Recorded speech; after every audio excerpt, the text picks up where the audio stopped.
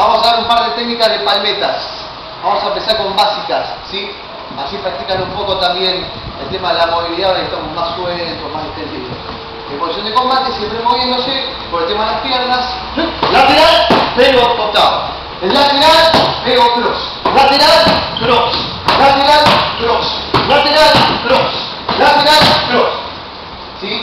Esa es la más fácil y la primera que vamos a hacer. Lateral, una vez que pego, pum, saco cross. ¿Sí? Vamos con la segunda, que puede llegar a ser las más para avanzados. Subí un poco más, ahí. En posición de combate. 1, 2. 1, 2. 1, 2. 1, 2. 1, 2. ¿Sí? Ya para más avanzado. Vamos con otra técnica más. Esta es más difícil. En posición de combate, ¿qué van a hacer? 1, salto, 2. Está igual. 1, salto, 2. 1, salto, 2.